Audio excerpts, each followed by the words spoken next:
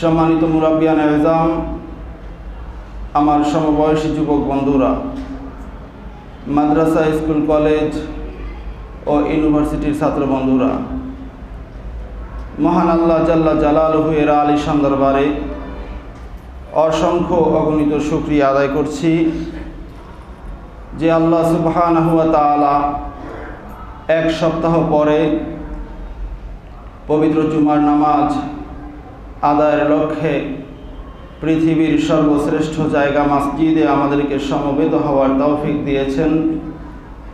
এজন্য আসুন অন্তরের অন্তঃস্থল থেকে রাব্বুল আলামিনকে শুকরিয়ার কালিমা উচ্চারণ করছি, আলহামদুলিল্লাহ। আমাদের এই মসজিদ থেকে পবিত্র এই মুহূর্তে আল্লাহ সুবহানাহু ওয়া তাআলা তার প্যারা হাবিব সাল্লাল্লাহু আলাইহি ওয়াসাল্লাম, যিনি আজ থেকে ১৫০০ বছর পূর্বে রওজা আতহারে হায়াতুন নবী হিসেবে আরাম করছেন, যিনি কিয়ামত পর্যন্ত আগত সকল উম্মতের সকল কাজ সর্বোত্তম পদ্ধতিতে করার তরিকা, এক কথায় সুন্নাত তরিকা চুলচেরা বিশ্লেষণ করে উম্মতকে উপহার দিয়েছেন। সেই দয়ার নবী, মায়ার নবী, নূরের নবীর নুরানি কদম মোবারকে আমাদের পক্ষ থেকে এই মুহূর্তে আল্লাহ সুবহানাহু ওয়া তাআলা অসংখ্য অগণিত দরুদ আর সালাম পৌঁছে দিন। আমরা সকলে বলি আমিন।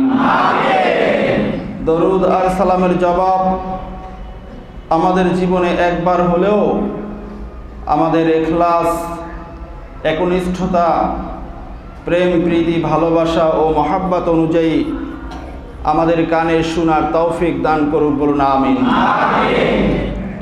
মুআজ্জাজ হাজরিন, আপনারা অবগত আছেন পিছনের অনেক জুমাতে আমি ধারাবাহিকভাবে আপনাদের খেদমতে একটি আলোচনা শুনিয়ে আসতেছিলাম। যে আলোচনাটি ছিল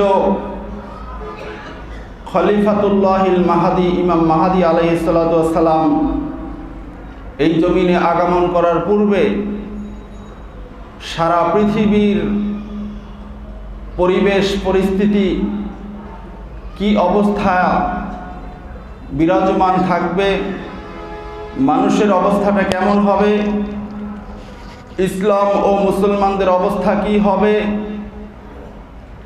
এই সংক্রান্ত আলোচনা। তো আজও আমি আপনাদের খেদমতে সেই বিষয়টি নিয়েই উপনীত হয়েছি।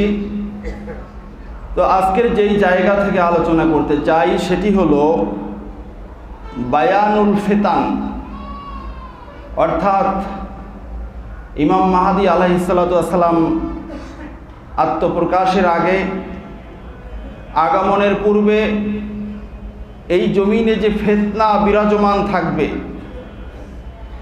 এই ফিতনা থেকে বাঁচার জন্য মানুষ যারা নিজেকে মুসলমান হিসাবে পরিচয় দেয়, তারা কোন পথ অবলম্বন করলে ইমাম মাহাদি আলাইহিস সালামের পূর্বে দাজ্জাল সহ সকল ধরনের ফিতনা থেকে বাঁচতে পারবে, এটা আমাদের জানার দরকার আছে কি নাই? ভাইয়েরা আমার, গোটা পৃথিবীর মুসলিম স্কলার্স যারা রয়েছেন তাদের গবেষণা এবং অমুসলিমদের গবেষণা সহ সকলেরই একটি কথা যে আমরা এমন একটি সময়ে এসে উপনীত হয়েছি, পৃথিবীতে নতুন একটা কিছু ঘটতে যাচ্ছে। আর সেই নতুন ঘটে যাওয়া বিষয়টা কি হতে পারে? সবাই টার্গেট ইমাম মাহাদি আলাইহিস সালাম। সুবহানাল্লাহ।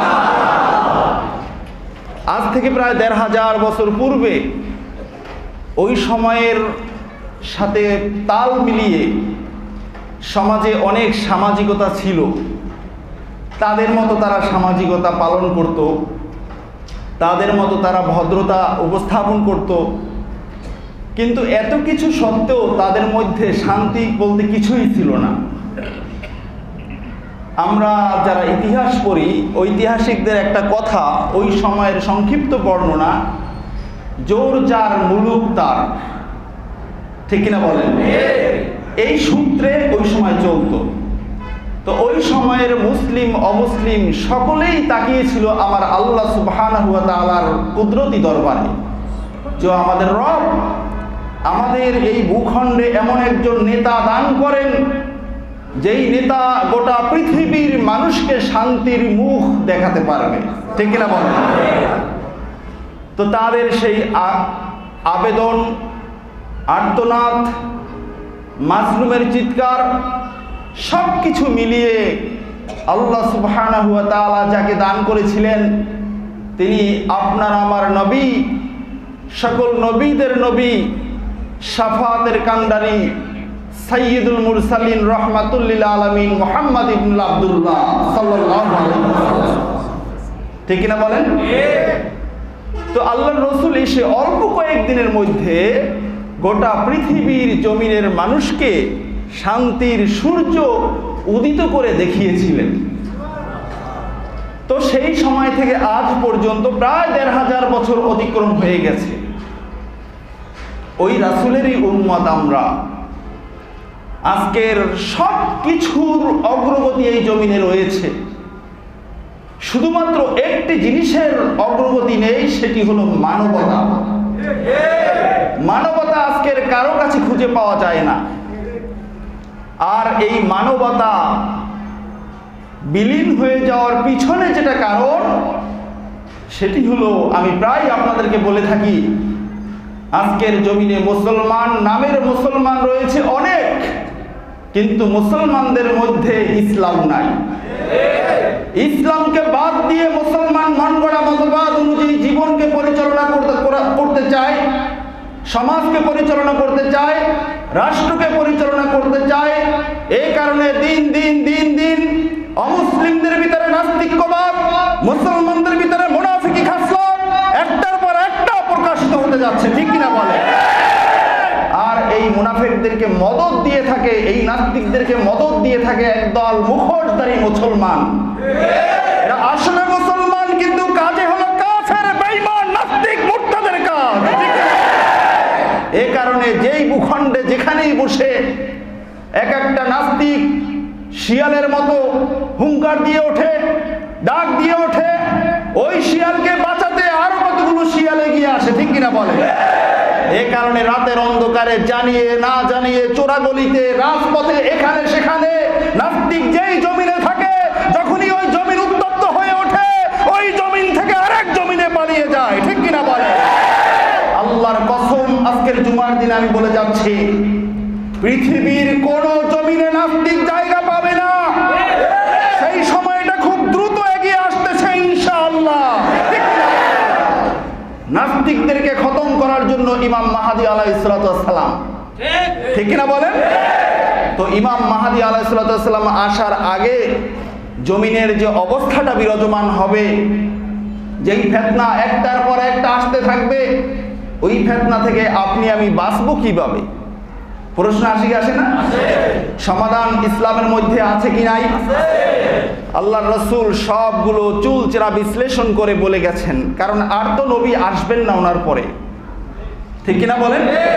সুতরাং যিনি শেষ বক্তা, উনি সব কথা বলে যান যতদূর সম্ভব। কিন্তু ইসলামের ক্ষেত্রে আল্লাহর রাসূল আপাদামস্তক কমপ্লিট কোড অফ লাইফ পুরোটা বলে গিয়েছেন, কোনোটা বাদ রাখেন নাই। ঠিক কিনা বলেন? আল্লাহর রাসূলের এক একটি হাদিস নিয়ে গবেষণা করে আজকের নাস্তিকদের মাথা টাকলা হয়ে যায়, তাদের চুল উঠে যায়। তারা এরপরও একটা হাদিসের শুরু এবং শেষ গুছাতে তারা পারে না। নবী আমার বৈজ্ঞানিক নবী, নবী আমার কিয়ামতের পূর্ব পর্যন্ত কি হবে, জান্নাত জাহান্নামে কি হবে, কোন মানুষগুলো জান্নাতে যাবে, কোন মানুষগুলো জাহান্নামে যাবে, তাদের কি খাসলাত হতে পারে, আল্লাহর রাসূল পুরোটা বলে গেছেন কি জান নাই? দেখেন ফিতনার বর্ণনা, আমরা কিভাবে ফিতনা থেকে বাঁচবো। হাদিসখানে এসেছে বুখারী শরীফে 1048 নম্বর হাদিস। হাদিসখানা বর্ণনা করেছেন সাইয়্যিদানা হযরত আবু হুরায়রা রাদিয়াল্লাহু তাআলা আনহু। আন আবি হুরায়রা রাদিয়াল্লাহু তাআলা আনহু قال قال رسول الله صلى الله عليه وسلم সাতাকুনু ফিতানুন আল কাঈদু ফিহা খায়রুম মিনাল কাঈম ওয়াল কাঈমু ফিহা খায়রুম মিনাল মাশি ওয়াল মাশি ফিহা খায়রুম মিনাস সাঈ মান তাশাররাফা লাহা তাস্তাশরিফুহু ওয়া মান ওয়াজাদা ফিহা মালজাআন ফালিয়া'ইয বিহি। সুবহানাল্লাহ বলেন। সাইয়্যিদনা আবু হুরায়রা রাদিয়াল্লাহু তাআলা আনহু বর্ণনা করেন, রাসূলুল্লাহ সাল্লাল্লাহু আলাইহি ওয়াসাল্লাম ইরশাদ করেছেন, সাতাকুনু ফিতানুন, ও আমার উম্মতেরা, তোমাদের মাঝে খুব দ্রুত, তোমরা দেখতে না দেখতেই তোমাদের কাছে কতগুলো ফিতনা এসে উপস্থিত হয়ে যাবে। সাতাকুনু, সিন ব্যবহার করা হয়েছে, কদ, সিন, সাওফা, এই শব্দ, এই হরফগুলো আরবিতে ব্যবহার হয়ে থাকে ওই ক্ষেত্রে যেই কার্যক্রমগুলো খুব দ্রুত ঘটে যায়, খুব দ্রুত আসবে, খুব অচিরেই, খুব তাড়াতাড়ি মানুষের মাঝে আসবে, এমন বিষয় বোঝাতে এই হরফগুলো ব্যবহার করা হয়। তো আল্লাহ রাসূল বলেছেন সাতাকুনু ফিতানুন, খুব অচিরেই তোমাদের কাছে ফিতনা আসবে, খুব অচিরেই। আল্লাহ রাসূল কিন্তু জীবদ্দশায় বলতেছেন। এখন এই অচিরেই মানে কি 2-1 ঘন্টার মধ্যে, 2-1 দিনের মধ্যে, 2-1 সপ্তাহে না, 2-1 বছরেও না। আল্লাহ রাসূল এই গোটা পৃথিবীর এই দিবসগুলোকে হিসাব করেছেন কিয়ামতের হাইসিয়াতে। এই জায়গা থেকেও উম্মতে মুহাম্মাদের একটা শিক্ষা রয়েছে, দুনিয়ার জীবন তুমি যত বড় মাস্তি করো না কেন, যত বড় ধাপটালা হও না কেন, তোমাদের এই জীবন ক্ষণস্থায়ী পরকালের তুলনায়। ঠিক কিনা বলেন? আল্লাহ রাসূল বলেছেন খুব অচিরেই তোমাদের একটা জীবন 60 বছর, 70 বছর, এরকম করে শতাব্দী চলে যায়, শতাব্দীর পর শতাব্দী আসবে। তো একটা সময় তোমরা দেখতে পাবে আমার এই উম্মতের মাঝে অনেকগুলো ফিতনা ছড়িয়ে পড়বে, যেই ফিতনার ব্যাপারে আমি পিছনে অনেক আলোচনা করেছি, ঘন্টার পর ঘন্টা আমি আপনাদেরকে আলোচনা শুনিয়েছি। তো কি কি ফিতনা হতে পারে আজকের এখানেও কিছু ইঙ্গিত দিব। তো আমরা দেখব যে এই ফিতনাগুলো থেকে আমরা কিভাবে বাঁচতে পারি। আল্লাহ রাসূল 1 নম্বর কথাটা যেটা বলছেন, আল কাঈদু ফিহা খায়রুম মিনাল কাঈম। ফিতনা যখন সামাজিকভাবে ছড়িয়ে পড়বে, ফিতনা যখন রাষ্ট্রীয়ভাবে ছড়িয়ে পড়বে, ফিতনা যখন গোটা ভূপৃষ্ঠের উপরে ছড়িয়ে পড়বে, ওই সময়ে বসা ব্যক্তি দাঁড়ানো ব্যক্তির চেয়ে উত্তম হবে। সুবহানাল্লাহ। বসা ব্যক্তি দাঁড়ানো ব্যক্তির চেয়ে উত্তম হবে, এর মানে হলো ফিতনা থেকে নিজেকে হেফাজত রাখার ক্ষেত্রে বসা ব্যক্তি দাঁড়ানো ব্যক্তির চেয়ে বেশি নিরাপদ থাকবে। সুবহানাল্লাহ। আপনি বসা আছেন, আপনি জায়গা দখল করছেন উপর নিচে সর্বোচ্চ 1.5 হাত বা 2 হাত, ঠিক কিনা বলেন? কিন্তু দাঁড়ালে আরো বেশি জায়গা আসবে কি আসবে না? মনে করেন বৃষ্টি পড়তেছে বাহিরে, এখন আপনি বৃষ্টির মাঝে যে কোনো ভাবে হোক ছাতা নিয়ে আপনি 1 মিনিট দূরে গিয়ে মাঠে গিয়ে ছাতাটা বন্ধ করে আপনি আধা মিনিট ওই বৃষ্টির ভিতরে বসে আছেন। বসা থাকলে আপনার গায়ে ফোঁটা বেশি পড়বে নাকি দাঁড়ানো থাকলে বেশি পড়বে? বলেন তো? দাঁড়ানো থাকলে। ঠিক এরকম বাহিরে অনেক ফিতনা ফাসাদ থাকবে, এই সময় আল্লাহর যেই বান্দা দাঁড়ানো থাকবে না, বসা থাকবে, এই বসবেন কোথায়? গুলিস্তান গিয়ে, সদরঘাট গিয়ে না, আপনি আপনার বাসায় নিরাপদ জায়গায় বসে থাকবেন। তাহলে আপনি দাঁড়ানো ব্যক্তির চেয়ে বেশি নিরাপদ থাকবেন। সুবহানাল্লাহ। এর পরবর্তী অংশ কি বলা হচ্ছে দেখেন, ওয়াল কাঈমু ফিহা খায়রুম মিনাল মাশি, এবং দণ্ডায়মান ব্যক্তি বেশি নিরাপদ থাকবে হাঁটনেওয়ালা ব্যক্তির চেয়ে। এক ব্যক্তি দাঁড়িয়ে আছে, এক ব্যক্তি হাঁটতেছে। আল্লাহ রাসূল বলছেন ফিতনা যখন আসবে জমিনে, ওই চলমান ব্যক্তির চেয়ে যেই ব্যক্তি এক জায়গায় দাঁড়িয়ে থাকবে, ওই দাঁড়ানো ব্যক্তি ফিতনা থেকে বেশি নিরাপদ থাকবে। সকলের মুখে শুনতে চাই সুবহানাল্লাহ। হাদিসখানার তর্জমা আমি আগে বলি, এরপরে আমি বুঝিয়ে দেব যে আসলে এটা দ্বারা কি বোঝানো হয়েছে। এর পরবর্তীতে বলা হয়েছে ওয়াল মাশি ফিহা খায়রুম মিনাস সাই, এবং পরবর্তী অংশে বলা হয়েছে যেই ব্যক্তি ধীর গতিতে হাঁটবে ওই ব্যক্তি নিরাপদ থাকবে ওই ব্যক্তির চেয়ে যেই ব্যক্তি দ্রুত গতিতে হাঁটে অথবা দৌড়ায়। যেই ব্যক্তি দ্রুত পথ অতিক্রম করবে তাহলে সে অনেক পথের দৃশ্যগুলো তার চোখে আসবে, ঠিক কিনা বলেন? আর এক ব্যক্তি ধীরে ধীরে হাঁটে, আস্তে আস্তে পদক্ষেপ দেয়, পদচারণা করে। তো এই যেই ব্যক্তি আস্তে আস্তে হাঁটে এই ব্যক্তি জমিনের কম জায়গা ব্যাপী সে পদচারণা করলো, আর যেই ব্যক্তি দৌড়াইলো ওই ব্যক্তি খুব অল্প সময় অনেক দূর পদচারণা করলো। আল্লাহ রসুল বলেছেন শেষ জামানায় যে ফিতনাগুলো আসবে ওই সময়ে দ্রুত চলমান ব্যক্তি বেশি ফিতনায় জড়িত হবে ধীর গতিতে চলমান ব্যক্তির চেয়ে। আমি কি অনুবাদটা আপনাদেরকে বোঝাতে পারছি? এর পরের অংশ দেখেন, ফামান তাশাররাফা লাহা তাস্তাশরিফহু। আল্লাহ রসুল বলেছেন ফামান তাশাররাফাহা তাস্তাশরিফহু, যেই ব্যক্তি দাঁড়ানো থাকবে, বসা থাকবে, দ্রুত গতিতে হাঁটতে থাকবে, যে কোনো কেউই হোক না কেন, ফিতনা চলতেছে বাহিরে, সে ওইটা দেখার জন্য একটু উকি মারছে। উকি মারলে আল্লাহ রসুল বলছেন ওই ব্যক্তিকে ফিতনাটাই পেয়েই বসবে। নাউজুবিল্লাহ বলবেন না? উকি মারছে দেখার জন্য, দেখি কি চলছে ওখানে, দেখি কি হচ্ছে ওখানে। আল্লাহ রসুল বলছেন তুমি উকি মারতে গেলা কেন? উকি মারা বোঝেন তো? এটা উকি মারাই তো বলে, মাথা এরকম টান দিয়ে দেখতেছে কি হচ্ছে এখানে, দেখি তো। এই যে দেখতে গেলেন, আপনি একটু সতর্ক হয়ে বা একটু মনোযোগ সহকারে, একটু গুরুত্ব সহকারে দেখার জন্য গেলেন, আপনি গিয়েছেন দেখার জন্য। আল্লাহ রসুল বলছেন ওটা যদি ফিতনা হয় আপনাকে ওই ফিতনায় পেয়েই বসবে। রাস্তার পাশে সাপ খেলা দেখায়, আছে কি নাই?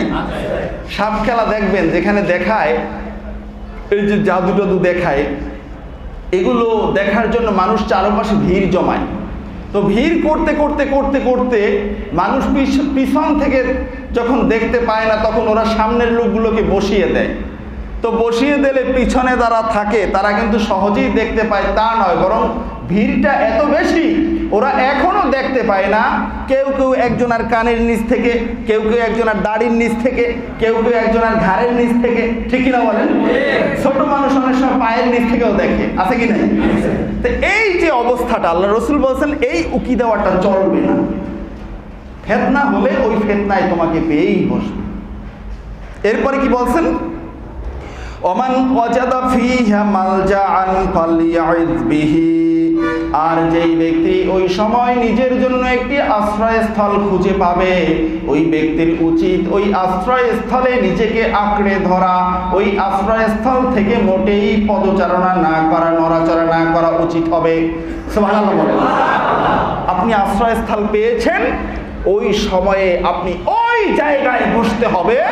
আপনি আর পদচারণা করতে পারবেন না, তাহলে আপনি পা ফসকে পড়ে যাবেন, বিপদ আপনাকে গ্রাস করে খেয়ে ফেলবে। বলুন নাউযুবিল্লাহ।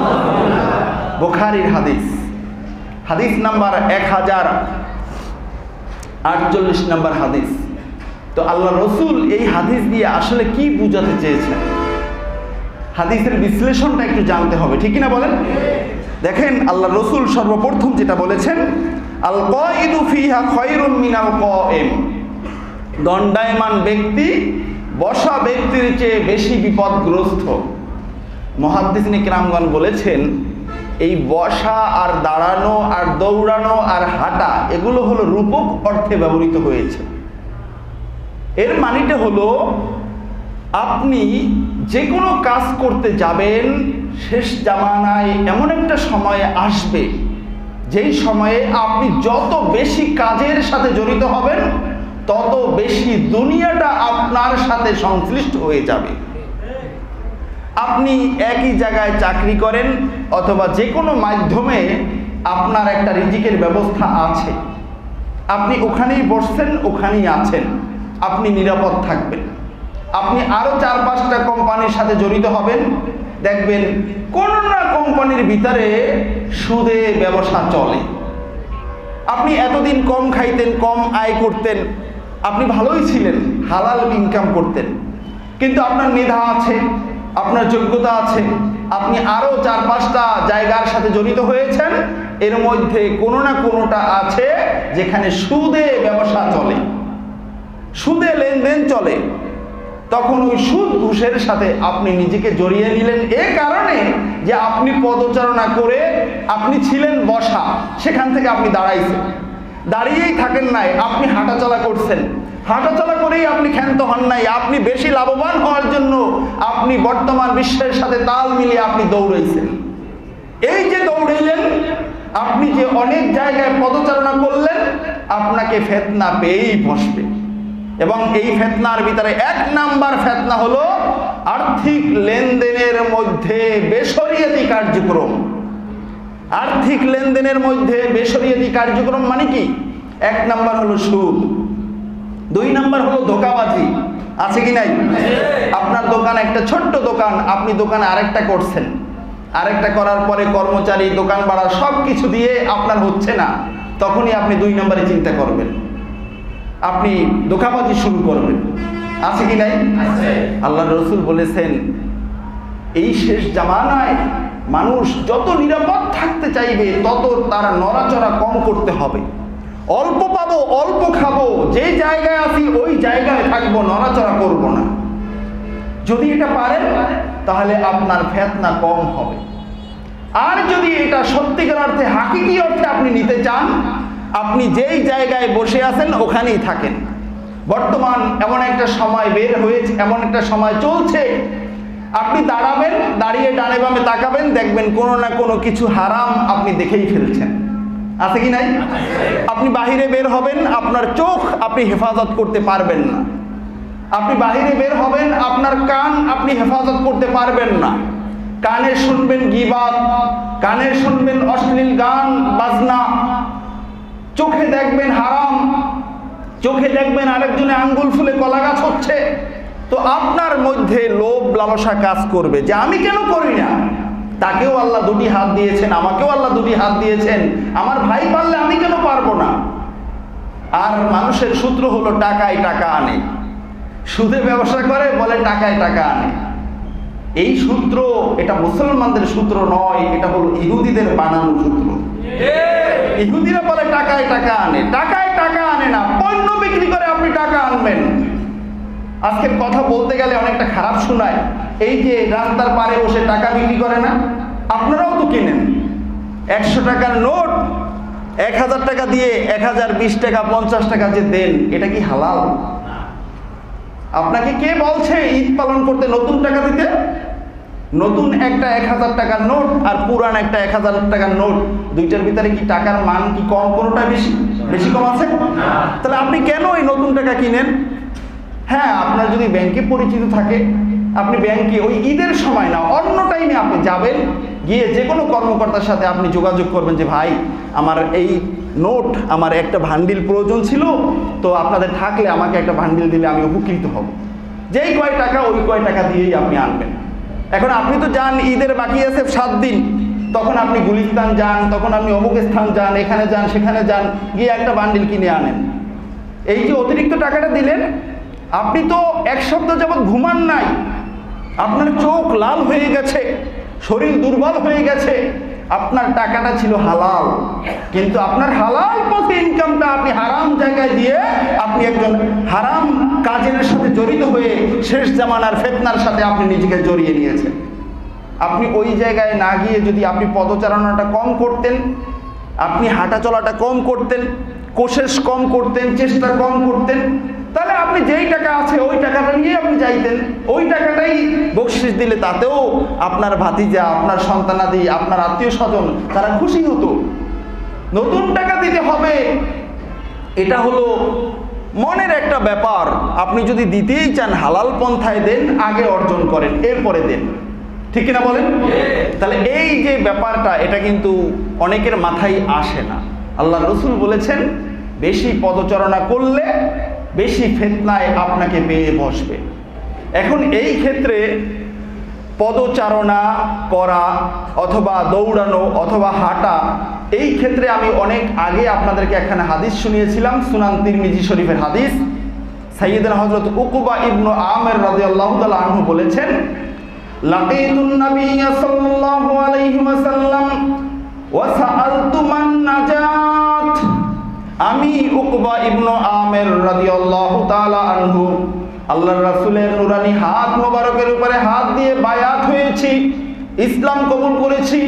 আমি আল্লাহর রাসূলের কাছে হজ, যাকাত, নামাজ, রোজা সব কিছু শিক্ষা করেছি, কিন্তু এই আমলগুলো করে করে আমি উকবা ইবনে আমির নিজেকে শান্ত করতে পারলাম না।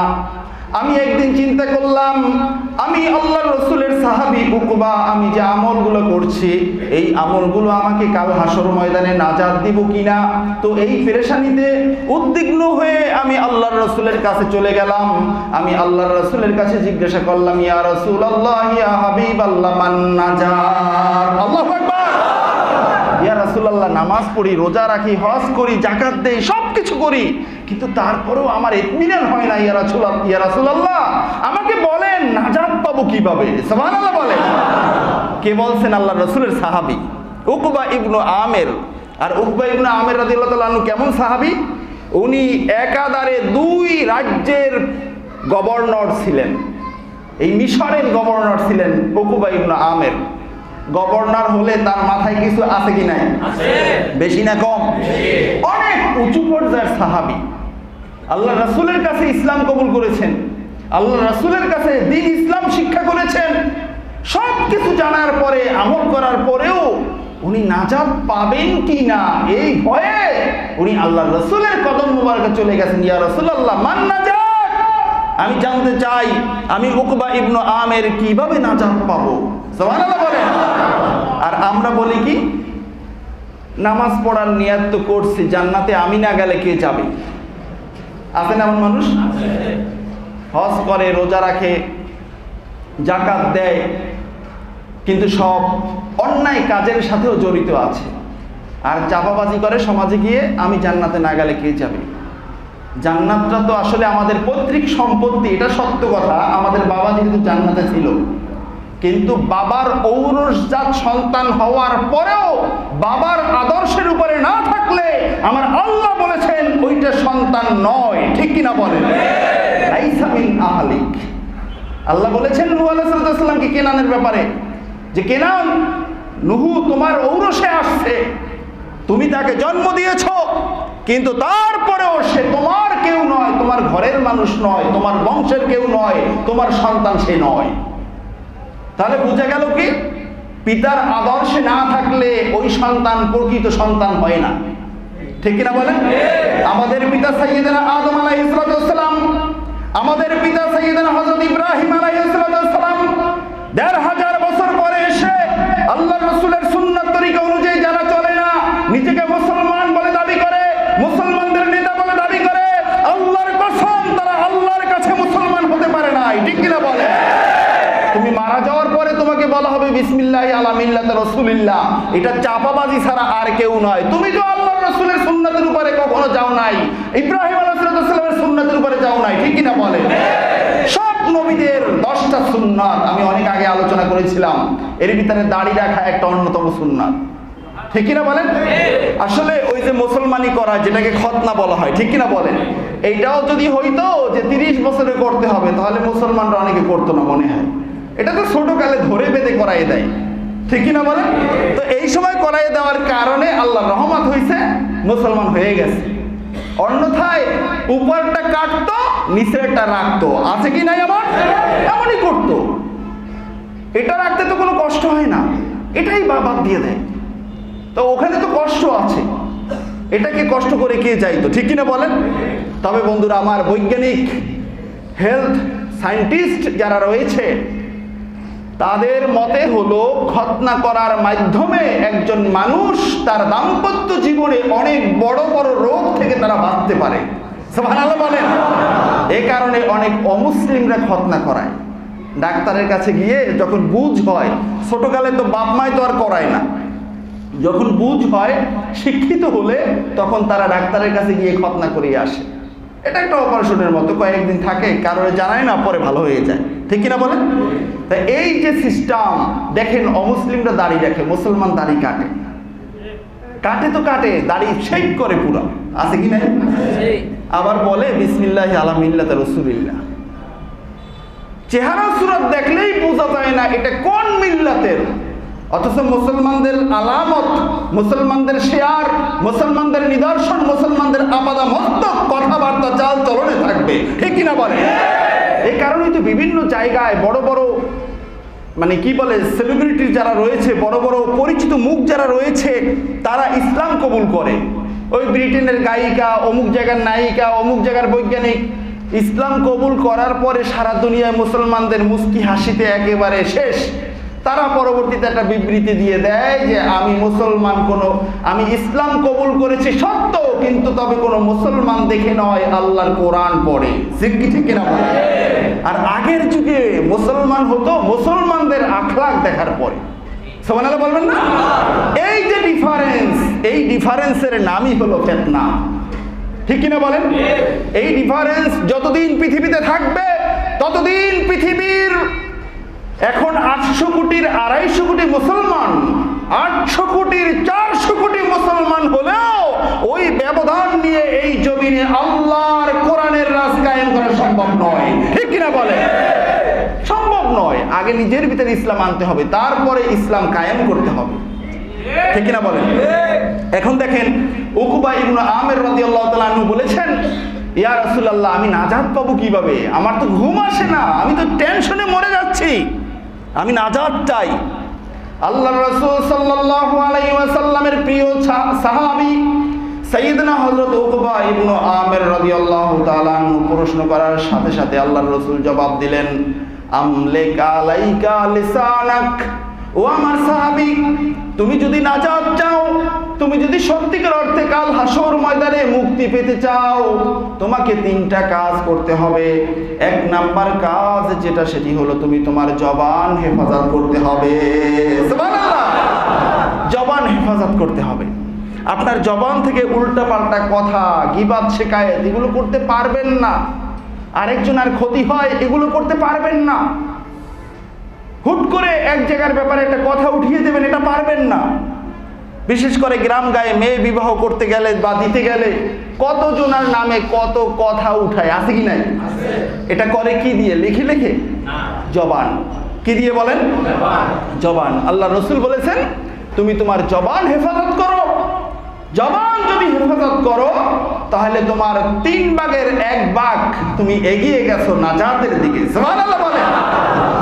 বুখারীর অন্য বর্ণনায় এসেছে আল্লাহর রাসূল বলেছেন, ও আমার উম্মতেরা, তোমরা যদি তোমাদের জীবনে 2টি জিনিসের জিম্মাদারি আমাকে দিতে পারো, 2টি জিনিসের বিশ্বস্ততার সাথে ওয়াদা আমার সাথে করতে পারো, যদি 2টি জিনিসের জিম্মাদার তুমি হতে পারো, আমি আল্লাহর রাসূল আমি তোমার জান্নাতের জিম্মাদার হয়ে যাব।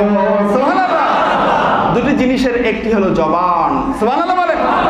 আমা বাইনা রিজলাইহি, এবং মানুষের 2 পায়ের মধ্যবর্তী স্থল, 2 পায়ের মধ্যবর্তী জায়গা, লজ্জাস্থান, এটাকে যদি আপনি পুরুষ হন, আপনি মহিলা হন, আপনি এটাকে হেফাজত করতে পারেন, আল্লাহ রসুল বলেছেন আপনার জান্নাতের জিম্মাদার আমার আল্লাহ রসুল নিয়ে নিয়েছেন। আপনাকে জান্নাতে না দিয়ে আল্লাহ রসুল জান্নাতে পা রাখবেন না। সুবহানাল্লাহ বলেন। এটা কি কঠিন না সহজ? কঠিন। লজ্জাস্থান, 2 পায়ের মাঝের জায়গাটা, এটা অনেকেই পারে, তার কারণ এই সমস্ত কাজে জড়িত হওয়া এটা খুব সহজ নয়। অবশ্য বর্তমান সমাজে অনেক সহজ হয়ে গেছে। এই আপনারা যারা শহরে এখানে সেখানে থাকেন, প্রায়ই আমার কাছে এই ধরনের নিউজ আসে যে হুজুর বিবাহ করে নাই কিন্তু একত্রে ঘর করে, স্বামী স্ত্রী পরিচয় দিয়ে, আছে কি নাই? এখানেই তো ধরা। আর ওরাও কি করবে? ওরাও বলে ঠেকার মাসআলা নাই। কি ঠেকা? আমি ব্যাচেলর, আমাকে তো আর বাসা ভাড়া দেয় না কেউ, তো একটাকে ধরে নিয়ে বললাম এটা আমার স্ত্রী আর আমি তার স্বামী, সুতরাং আমরা 2 জন একত্রে থাকবো, আমাদেরকে বাসা ভাড়া দাও। বিবাহ হয় নাই, কাজীর কাছে যায় নাই, কোথাও কিচ্ছু নাই, একাধারে ঘর করতেছে বছরের পর বছর। বাড়িওয়ালাও খুশি, তারাও খুশি। বাড়িওয়ালা টাকা পায় আর তারাও তো যা পাওয়ার সব পায়, ঠিক কিনা বলেন? আল্লাহর গজব এই জমিনে এসেছিল, সবচেয়ে বড় গজব এই জেনার সয়লাভ হওয়ার কারণে, যেটা আমি আপনাদেরকে শুনিয়েছিলাম যে জেনার সয়লাভের কারণে, অশ্লীলতার কারণে আল্লাহ যুগে যুগে শতাব্দীতে শতাব্দী মহামারী দিয়েছিলেন। মহামারীর অন্যতম কারণ ছিল জেনা, ঠিক কিনা বলেন? জেনা চলে কি চলে না? জেনা শুধুমাত্র দুই পায়ের মাঝের জায়গায় ব্যবহার করবেন তা নয়, আপনার মুখের জেনা রয়েছে, চোখের জেনা রয়েছে, হাতের জেনা রয়েছে। এক সময় আমরা ছোটকালে দেখতাম মানুষ সিনেমা দেখতে হলে সিনেমা হলে যায়, আছে কি নাই? কিন্তু এখন দেখবেন সিনেমা হল, অধিকাংশ সিনেমা হল স্টোর রুমে পরিণত করছে। তারা এটাকে গুদামঘর বানাইছে, ওই হিমাগার আলু রাখে, আলু। সিনেমা হল বড় রুম হয় না, এই বড় রুমে তারা এসি লাগাইয়া এটার হিমাগার বানাই ফেলাইছে। কারণ সিনেমা দেখতে এখন আর কেউ পয়সা খরচ করে, টাকা খরচ করে যায় না। কিছু কিছু সিনেমা হল এখনো দেখতে পাওয়া যায়, তবে সেখানে মানুষ যায় না, সামনে ছাগল চড়ানো হয়, আছে কি নাই? যাবে কেন কষ্ট করে?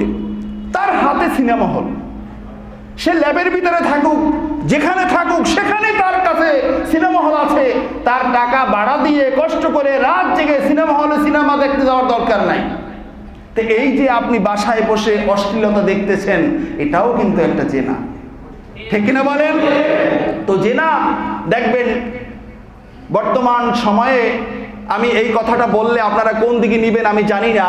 এই যে আমরা টিচার মানুষ, অনলাইনে ক্লাসের নামে ছাত্রদের, প্রত্যেকটা ছাত্রের হাতে হাতে টাচ মোবাইল।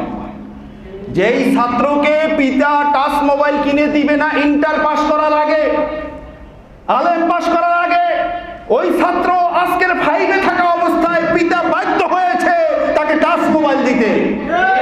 তুমি পিতা, তুমি নীতি নির্ধারক, এই নীতি নির্ধারকের আগে তোমাকে ভাবা উচিত ছিল ছাত্রের কাছে যে ডিভাইসটা দেওয়া হবে, ওই ডিভাইসে শুধুমাত্র তার প্রতিষ্ঠান ছাড়া অন্য কিছু যাতে অন না হয়, ঠিক কিনা বলে? এই যে আমি হাদিসের পরবর্তী অংশ বলছিলাম যে একটু উকি দিবেন তো আপনি বাঁচবেন। টাচ মোবাইলের মধ্যে এমন এমন কিছু আসে, আমি অনেক আগে আপনাদেরকে একটা আলোচনা শুনিয়েছিলাম মোবাইলে পর্নোগ্রাফি দেখার ক্ষতি। আমি আপনাদেরকে বলেছিলাম, তখন আমি আপনাদেরকে বলেছিলাম যে আপনি একটা জিনিস দেখতেছেন যে খারাপ, আপনি ওয়াজ শুনতেছেন, অমুকের ওয়াজ শুনতেছেন, ওয়াজের মধ্যেই দেখবেন এমন একটা জিনিস আসছে, আপনি মনে করবেন কি জিনিসটা খারাপ, তো আমি একবার একটু ক্লিক করি, 1 মিনিট দেখে আমি বের হয়ে যাব। হ্যাঁ, আপনি জাস্ট আপনার দায়িত্ব ক্লিক করা, ওইটার শেষ পর্যন্ত দেখানোর বা দেখার দায়িত্ব আপনার নয়। এটা হলো অভিশপ্ত শয়তানের, ঠিক কিনা বলে? শয়তান আপনাকে মদত দিয়ে ওইটার শেষ পর্যন্ত তো নিবেই, ওইটা দেখা শেষ দেখবেন আরেকটা লিঙ্ক আবার পাশে এসে উপস্থিত, আছে কি নাই? তো আপনি তো শুধুমাত্র 1 মিনিট দেখেই বের হইতে চেয়েছিলেন, কিন্তু মুয়াজ্জিন ফজরের আজান দিল কেন দিল? আপনি উকি দিছেন, এই উকি দেওয়াটাই আপনার গুনাহ, ঠিক কিনা বলেন? এই কারণে যুবকরা তোমরা জানো, একটা বেগানা মহিলার দিকে একবার তাকানো হলো হালাল, চোখ পড়ে গেছে, আপনাকে এটা আল্লাহ মাফ করে দেবে। কিন্তু এই একবার নজরাতান ওয়াহিদা, নজর মানি হলো কিন্তু চোখ পড়বে সাথে সাথে ঘুরিয়ে নেওয়া। নজর শব্দ ব্যবহার করা হয়েছে হাদিসে, এখানে কিন্তু আর রুইয়া শব্দ ব্যবহার করা হয় নাই।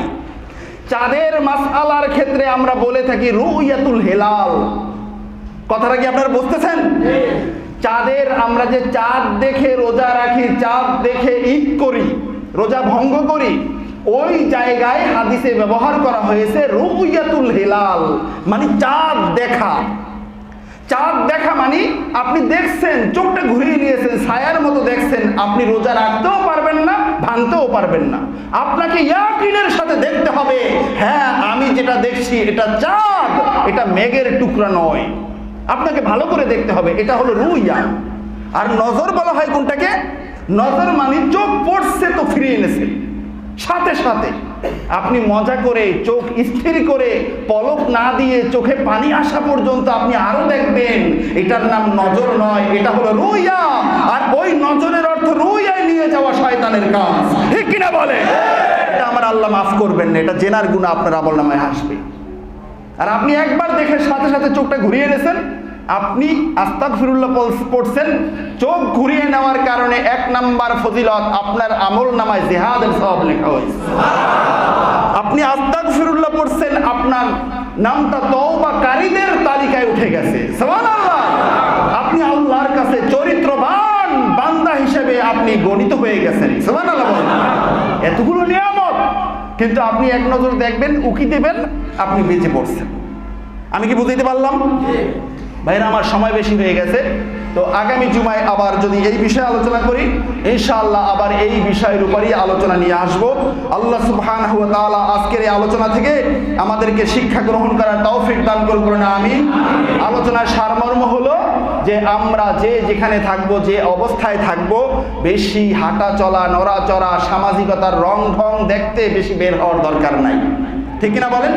এই যে সামনে আসতেছে 31st নাইট আসতেছে না, তো যুবকরা বলে কি যে আমি কিছু পটকাবাজি করব না, তবে একটু দেখে আসি। দেখতে গেলেই আপনি বাঁচছেন। ঠিক কিনা বলেন? কারণ ওখানে তো ভালো কাজ চলে না, ওইটা দেখতে যাওয়াই মানে আপনি অন্যায়ের কাজের সহযোগিতা করা। এই যে আমরা মাহফিল করি, মাহফিলের শ্রোতা না আসলে মাহফিলটা জমে না। ঠিক কিনা বলেন? তাই আপনি একটা অন্যায় কাজের শ্রোতা হয়ে গেছেন, দর্শক হয়ে গেছেন, মানে তাদের কাজের মদত দিতে গেছেন। আপনার নামটাও ওদের গেট দিয়ে ঢোকার পরে, ওদের পথ দিয়ে ঢোকার পরে আপনার নামটাও ওই তালিকায় উঠে যাবে। ঠিক কিনা বলেন? এই কারণে মাহফিলের ময়দানে যদি কোনো মানুষ খারাপ নিয়েইতেও আসে, মাহফিলের গেট দিয়ে ঢুকছে, মাহফিলের ময়দানে বসছে, আমার আল্লাহ বলেন যারা এখানে মাহফিল শোনার জন্য এসেছিল তাদের সাথে যেহেতু বসছে, আমি ওদেরকেও মাফ করে দিলাম। এখন ওই এসে বসা বা উপস্থিত থাকার কতটা ফজিলত আপনি চিন্তা করেন। আপনি শুধু দেখতে যাইবেন, উকি দিলেন, অথবা একটু দেখেই চলে আসবেন, আপনিও তাদেরই শামিল। ঠিক কিনা বলেন? তাই এই শেষ জামানায় আমাকে ভেবে চিনতে আমাকে কাজ করতে হবে, পদচারণা করতে হবে।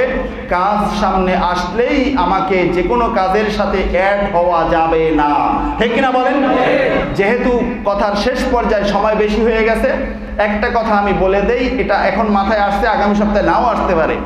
ওই যে আপনার আশ্রয়স্থল পাইলে আপনি সেখানে বসে যাবেন, এর মানেটা কি? মুহাদ্দিসিন কিরামগণ বলেছেন, এর মানে এটাও একটা, আপনি জেনারেল শিক্ষিত, আপনি আপনার নিজের জীবদ্দশার মাসলা মাসাইলের ক্ষেত্রে আপনি নিজে কোনো সিদ্ধান্ত নিতে পারেন না।